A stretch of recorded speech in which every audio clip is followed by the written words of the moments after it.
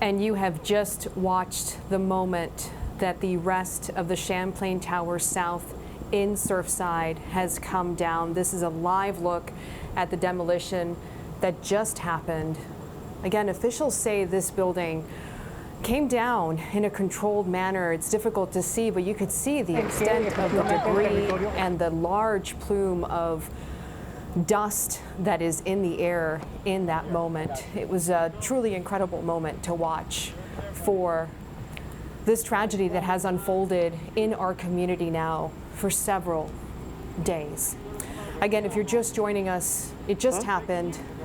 It was the demolition of the Champlain Tower South building in Surfside.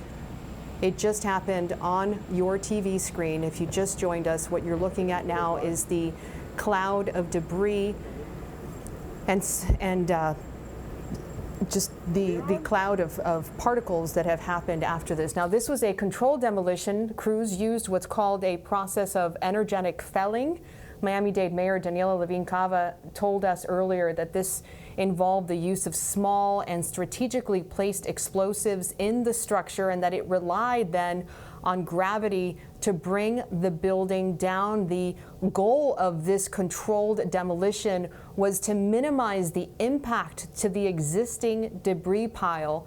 Again, the other goal is to allow rescue crews to be able to access the rest of the debris pile that they have not been able to search, because this existing structure was there towering over them for several days, making their jobs even more difficult, because there was the danger that that building could go down at any moment. And now, as you've seen there, the building has gone down. We want to go out to NBC6 anchor Jawan Strader. He is near that demolition site. And Jawan, I want you to describe to me what you just saw.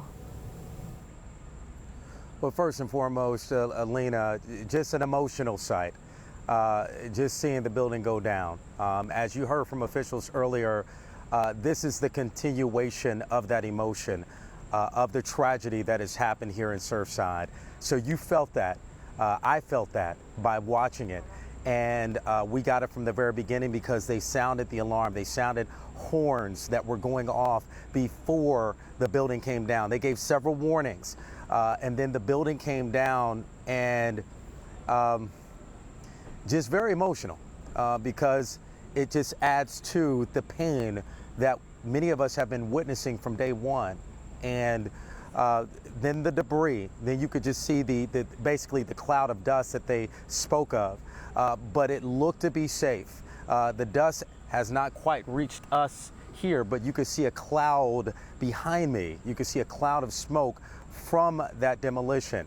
Now, let's go back to what you were saying a little bit earlier about the importance of this demolition. I had people reaching out to me on social media asking, why July 4th? Why today? Why not wait? But understanding that they needed to do this as soon as possible because of the safety for search and rescue. They needed to bring this building down. If they did not do so, it had already somewhat shifted. There was an area that they could not even search because of risks of hurting the search and rescue if this building would have collapsed all of a sudden. So they knew that they had to bring it down. And the sooner they could bring it down, the sooner search and rescue could get back to business and get back to search and rescue, and for those that may be trapped in that rubble, and helping those family members get answers and maybe even closure. But there's so much more that needs to be done. And to point out, I've noticed a number of search and rescue. They are ready to get back to work. I spoke to a few of them, shake their hands, just thank them for their service and what they've done here. I witnessed one search and rescue team from New Jersey out here, as well as our own, the city of Miami, Miami-Dade. There are a number of different teams out here, but they are ready to get back to work. But first and foremost, they must be given the all clear out here. So that's going to be a process as well. And for more on that process, we're going to check in now with NBC6 investigative reporter Willard Shepard, who joins us now with more on the demolition process. Willard. Yeah, Jawan, this is a very technical operation that they've really been setting up for the last 2 days to be able to do this. They said they hired one of the very top firms in the world and one of the very top subcontractors in the world that does this very specific type of demolition work. You see the smoke and the debris clearing from the scene now as the minutes go by after the building imploded there. From talking to the experts over the last 48 hours about how this process was going to work, they were strategically placing, in essence, the charges that they were going to use on the specific columns of the building, taking into consideration all of the engineering diagrams from this building from it was initially built. They took all of that into consideration. And then what they did was they were trying to bring the building down in the shortest distance around it as possible. A lot of the data that we had looked at over the last 48 hours showed that this debris field from this, what they call a collapse zone, would go out about 225 feet. And they wanted to contain this as much as possible. As we saw, there's a building just to the south of this one, a new condominium building that went up. They didn't evacuate those people out of there, but they made it clear for everyone to close their windows, close their doors, turn their air conditioning units off if you had any respiratory problems, to stay inside. But they were not evacuating everybody from this entire area here for this because of the precision that they are able to do this type of work with. From what we've seen so far right there, it appears that this strategy was able to work, and now the mayor of Surfside and the mayor of Miami-Dade County had told us just a couple of hours ago, while they were still getting ready for this demolition, that as soon as this was completed and as soon as this smoke and dust settles out there and it's safe, the experts tell them from the demolition company that they can go back in and inspect the property back in there. The fire safety officers will go in and inspect along with the county and the state engineers, and then they want to get this operation, search and rescue, back going, Jawan, as fast as they possibly can. The mayor of Surfside had indicated that about a third of this area had been cut off, that there hadn't been any more searching along in there since Thursday, when they deemed that it was it wasn't safe. It was not safe for the firefighters, the paramedics, the other rescue teams to go in that area. They were searching other areas out here, about 2/3 of this site, but not the third right where the building was located. And now we're told, once these inspections are done, and that process we were told would happen very quickly, they'll be able to go back in and start these men and women who are part of these urban search and rescue teams that are right behind us, as you mentioned, ready to go back to work. Jawan, back over to you. Willard, thank you, and that's indeed the fact, because I tell you, I can see Urban Search and Rescue, they are standing, they are ready. They're ready to get back to work. They're ready to do their part and do what they can, and we sure appreciate them. Another question that has been on the minds of so many out there, people have reached out to me as well on social media asking me about the pets. What about the pets? Are there pets inside that building that just went down in the demolition?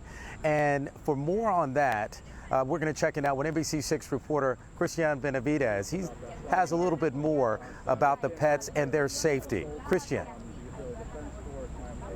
Right, Jawan, and before we get to that, I want to give you a sense of where we're located. We're on Byron Avenue between 86th and 88th, and you can see that plume of smoke, the dirt that came from the debris, is still over us. Now, to give you a sense of where we're located, this is just about 2 blocks away from the Champlain Tower South. And just a couple of minutes ago, when the demolition happened around 10:30 p.m., that's the moment that we saw a number of people that were here watching the demolition just kind of leave, because we saw that cloud of smoke that just came over here. This is just across the street from the St. Joseph's Church, and again, just 2 blocks away from the Champlain Tower South. Now, getting back to what we were talking about, the pets. Late tonight, we know there was an attempt to halt the demolition. A resident from Unit 405, her name, Stacy Karen. She was granted an emergency hearing, but ultimately the motion was denied. She said in court documents that she was willing to go into the building, understanding the risk of entry, and she would assume that risk to rescue her pet. Now, according to court documents, this was a rescue animal, and she claimed in court that she knew that the pet was trapped in there, but the motion was denied. The judge telling the court, as much as it pains me, I am not able to do so. Now, officials say that the Miami-Dade Fire Rescue Team has conducted 3 full sweeps of the premises. Mayor Cava said the teams have searched in closets, under beds, and any other places they could to seek an animal that may have been in hiding. Animal live traps were used in areas not accessible to personnel. High lift cranes were put in balconies with open doors. Thermal imaging has been used to make sure that there are no animals that can be rescued. So again, that motion late tonight was denied. Let's take a listen to what the mayor had to say a little earlier today. I just want everyone to know I have taken great personal pains myself to reassure myself of this fact. And we deeply share and appreciate the public's concerns about the welfare of these animals, and that is why we've gone to such great lengths in the search.